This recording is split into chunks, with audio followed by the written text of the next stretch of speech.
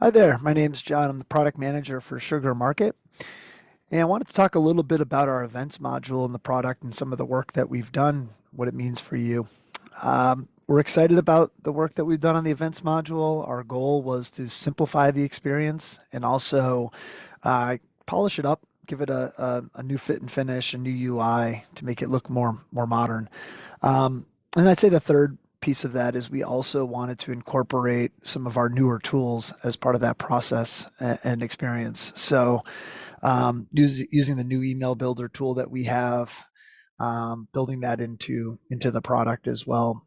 And if you haven't used events, it's a very useful module. It's an important channel if you think about webinars or in-person events and what that means for your customer journey. Our events module does a really good job supporting that. You can use that data in reporting analytics. You can build it into lead scoring. You can send it over to your CRM for the sales team to have more insight into what the customer is doing. So a lot of goodness there. And what I'd like to do today is do a really brief high-level walkthrough of the events module and some of the work that we've done. So with that, let me share my screen and we can get started.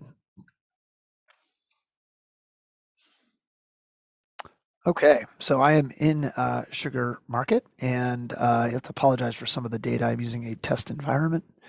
I'm going to go to my events module, and you're going to see right off the bat that our list view, as it's called, um, has a new look and feel as well. So very similar to what you'll see in other areas of the product, right? With your folder structure here and all of your events down here. If I wanted to, I can click through any of these and get to my event that's already been created.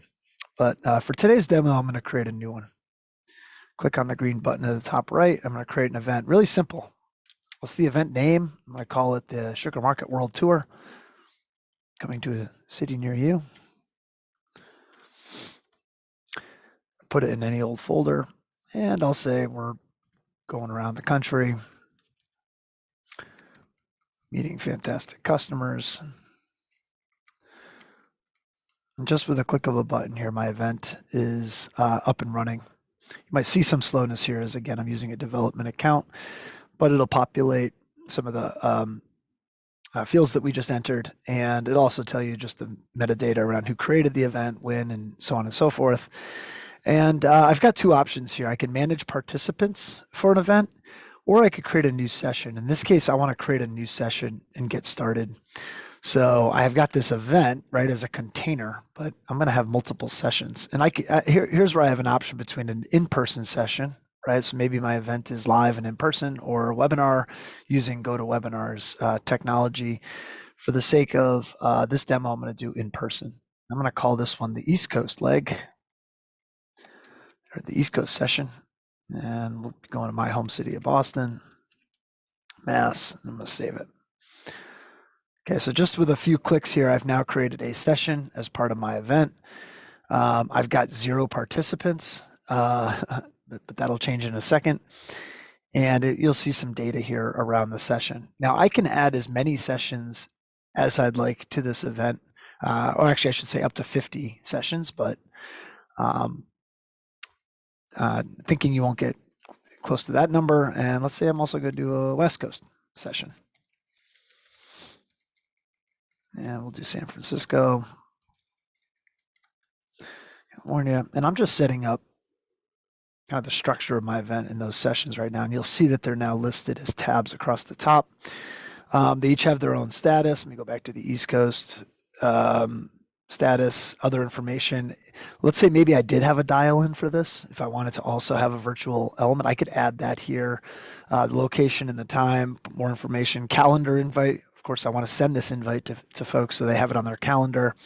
And then email. I'm going to expand email for the sake of time. And I think this one's probably the most important, where we are now building this off of your email templates that exist in Sugar Market. So anything you might create as part of an email campaign, you would also create an email template for events, and mail merge fields, all that stuff, all that good stuff will be available now in Email Builder. And if you're using our legacy Email Builder, it's really important to note that we are now only using the newer version, which you'll see just under emails, right? So you may not even be using the legacy, but if you are, you will now have to move over those emails to the new email templates in order to use this.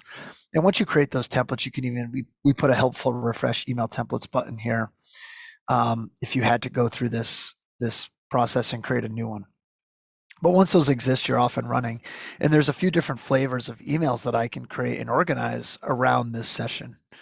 The first is being confirmation. So if somebody was to register, I can send an email, again, pick a template here, and I can click this, check this box, and it's going to enable email sending for anyone who registers to the session. They will get an email following that registration.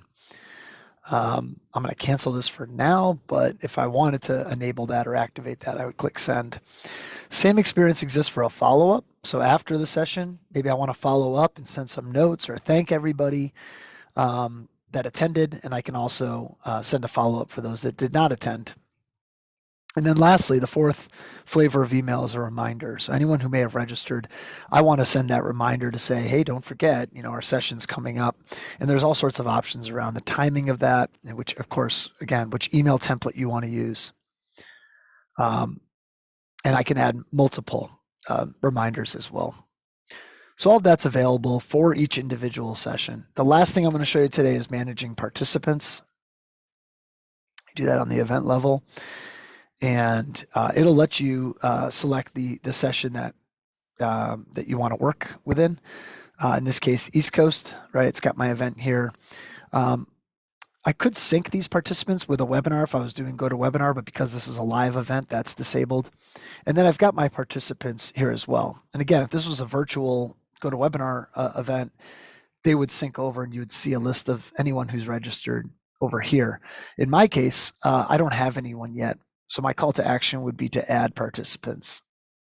And there's a few different ways we can do that, right? I could just add a participant manually.